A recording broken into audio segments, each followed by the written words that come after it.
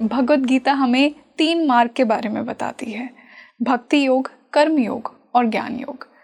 कर्म योग से स्टार्ट करते हैं। कर्म क्या है भगवद गीता के अनुसार? क्या हम सब कर्म योगी हैं? और कर्म योग को हम कैसे डिटेल में समझ सकते हैं? जी देखिए, ये बड़ा एक ऐसा प्रश्न है जो आए दिन जब भी जाते हैं गीता को प्रचार करने, बताने लोगों को, तो ये पूछते हैं लोग हमसे। पहले मैं गीता के बारे में थोड़ा बताऊंगा आपको। गीता में कर्म, ज्ञान और भक्ति किस प्रकार से दी गई है। तो जैसे सैंडविच होती है, राइट, हम सब सैंडविच लेते हैं, तो ऊपर नीचे ब्रेड के पीस और बीच में हमारा स्टफिंग होता है पूरा। तो गीता भी ऐसे ही दी गई है। गीता का जो पूरा फ्लो है भगवान ने इस प्रकार से दिया है कि फर्स्ट 6 चैप्टर्स जो गीता के हैं वो बहुत ज़्यादा कर्म पे फोकस करते हैं कि कर्म क्या होता है, बहुत सारी डिटेल्स हैं उसमें।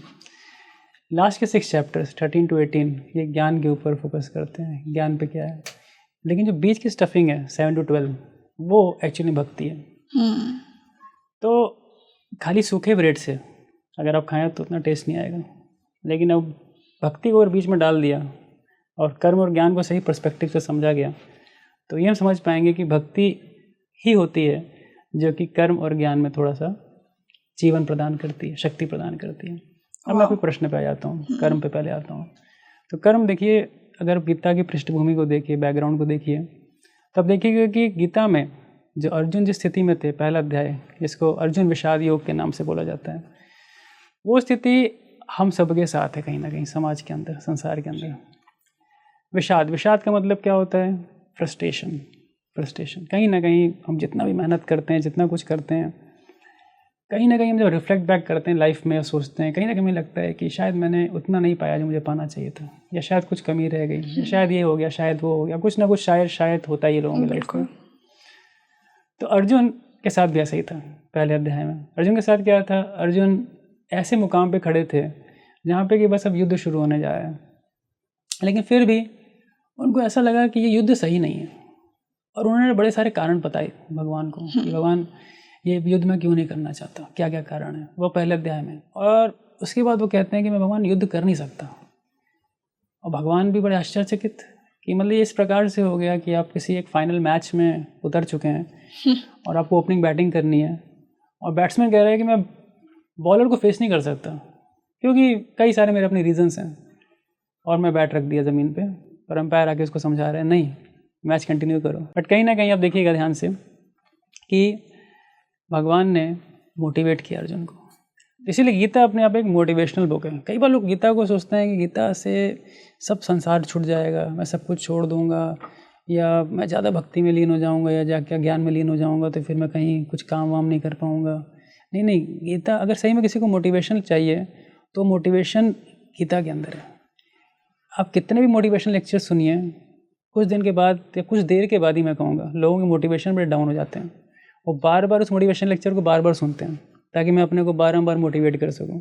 लेकिन कृष्णा क्या करते हैं, एक बार खाली एक मुहूर्त में, एक मुहूर्त समथिंग लाइक 45 to 48 मिनट्स, उसमें ऐसा एक मोटिवेशन लेक्चर दिया अर्जुन को कि पूर्ण रूप से अर्जुन ज्ञान में स्थित होकर फाइट किए हैं। तो पहला तो एक कर्म का एक बहुत स्ट्रॉन्ग मोटिवेशन एक सही नॉलेज के साथ भगवान देते हैं अर्जुन को भगवद गीता के अंदर। कर्म योग एक सीधे भाषा में मैं कहूँ क्या इसका अर्थ होता है, 2 शब्द हैं, एक है कर्म, दूसरा है योग। योग हम जानते हैं किसी चीज़ को जोड़ना, तो जब अपने कर्मों को हम भगवान से जोड़ देते हैं, भगवान से कनेक्ट कर देते हैं, तो वो चीज़ बन जाती है कर्म योग। तो कहने का सीधा साधा उपाय भगवान गीता के सारे पहले के 6 अध्याय हम यही बताते हैं कि हम सब को अपने कर्मों को जो करते हैं, जो भी एक्ट करते हैं, उसको भगवान को अर्पित करना शुरू करना चाहिए। 3rd चैप्टर 9th वर्स में भगवान कहते हैं यज्ञानार्थात् कर्मणो अन्यत्र लोकोऽयं कर्म बंधना, कि हर कर्म का उद्देश्य एक सैक्रिफाइस है कि हम उसको भगवान के लिए समर्पित करें। तो अब इसका बहुत विस्तार है, बहुत सारी चीज़ें, बट सरलता से कर्मयोगी है। तो एक आपके अनुसार एक परफेक्ट कर्मयोगी कौन होगा आज के समय में, कलयुग में? परफेक्ट कर्मयोगी मैं कहूँगा आप भी हो सकते हो, मैं भी हो सकता हूँ, या कोई भी एक आम व्यक्ति हो सकता है। बहुत सीधा सिद्धांत है, भगवान को अपना केंद्र बिंदु बना करके अपने जो भी कार्य करें उसके मध्य में भगवान को रख करके आगे बढ़ें। जैसे सरल भाषा में कोई विद्यार्थी है, बहुत अच्छे नंबर आए एग्ज़ाम में, काफ़ी अच्छा स्कोर किया उसने। वो हर किसी को क्रेडिट दे सकता है, क्रेडिट देगा कि मेरे टीचर ने मुझे अच्छा पढ़ाया, मेरे पेरेंट्स ने बहुत सपोर्ट किया, मेरे बड़े भाई का बहुत उसमें सपोर्ट रहा। ऐसे there are lot of list जिसमें क्रेडिट दे सकता है। हम कहेंगे कि अब उसमें एक क्रेडिट भगवान को दे दीजिए कि भगवान ने आपको इतना सक्षम बनाया, इतनी बुद्धि दी और इतना आपको रिमेम्बरेंस दिया उस पॉइंट ऑफ टाइम पे जब आप पेपर लिख रहे थे, ताकि आप अच्छे स्कोर कर सको। तो कहीं ना कहीं एक थैंक्स भगवान के लिए भी बनता है लाइफ में।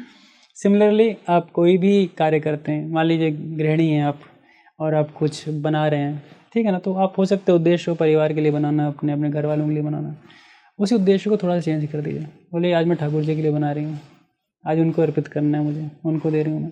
तो कहने का मतलब कहीं ना कहीं अपने जीवन में भगवान को क्या करिए, थोड़ा सा इंक्लूड करिए। प्रभु जी, भगवद गीता ये भी कहती है कि कर्म करो और फल की चिंता मत करो। मैं इसका रियल मीनिंग जानना चाहूँगी। क्या ये सच में पॉसिबल है कि हम परिणाम की चिंता किए बिना सिर्फ कर्म करते जाएं? ये किसी के लिए भी संभव नहीं है। मैं हूँ चाहे आप हो, कोई भी कार्य करेंगे कुछ उद्देश्य से करेंगे। बिल्कुल, है कि नहीं? अगर मैं यहाँ से मेट्रो स्टेशन तक भी जा रहा हूँ तो एक उद्देश्य है मेरा उसके पीछे, जिसके लिए मैं जा रहा हूँ। जब ये बात कहते हैं लोग कि कर्म करो और फल की चिंता मत करो, ये उसी प्रकार से कि आप एक फुटबॉल मैच तो खेल रहे हो और गोल पोस्ट हटा दिया आपने, गोल पोस्ट ही नहीं है, अब आप कहाँ बॉल लेके दौड़ोगे किधर गोल करोगे? मतलब उस पूरे के पूरे मैच का क्या अर्थ है, ये कौन समझाएगा? बिल्कुल। तो भगवान ये नहीं कहते हैं कि कर्म करो और फल की चिंता मत करो। भगवान कहते हैं, थोड़ा ध्यान से गीता पढ़नी पड़ेगी, कर्म करो बट फल से आसक्त मत हो। मतलब अर्थ सीधी भाषा में, आप उद्देश्य को सामने रख करके कर्म करो, लेकिन आप उद्देश्य सामने रख के अपना भरसक प्रयास करके कर्म भी करोगे तो हो सकता है जो फल आप वांछित हो, जो फल आप चाहते हो, वो शायद आपको ना मिले। ओके। तो फिर जो भी आउटकम हो ना, उसको बोल्डली फेस करो, उसको बोल्डली फेस करो। शायद वो आपके अगेंस्ट में आया हो या चाहे आपके फेवर में आया हो। In either case your heart should be ready. आपका हृदय एकदम रेडी होना चाहिए उसको एक्सेप्ट करने के लिए, जो भी आउटकम है। समस्या क्या है संसार की, वो आउटकम को कभी एक्सेप्ट नहीं कर पाते। उनको लगता है कि मेरे हिसाब से जो मैं चाहता तो हुआ तो ठीक है, भगवान है वरना तो कहाँ है भगवान। बिल्कुल, ये है मतलब कि एक्चुअली में कि कर्म करो और फल से आसक्त मत हो। एक ट्विस्ट है, एक कैच है स्टेटमेंट में, जो हमें समझने की बहुत ज़्यादा ज़रूरत है। अन्यथा क्या करता है कि ये व्यक्ति को या तो गीता की फिलॉसफी को रिजेक्ट करवा देता है पूरी तरह से, या तो आपको आलसी बना देता है कि चलो कर्म कर लिया, होना है तो होगा, नहीं होगा तो नहीं होगा, जो भगवान की इच्छा है। गीता में लिखा है, गीता में ऐसा लिखा है। बिल्कुल। तो व्यक्ति अपने कर्मों के प्रति पूरा जोर नहीं लगाएगा कभी।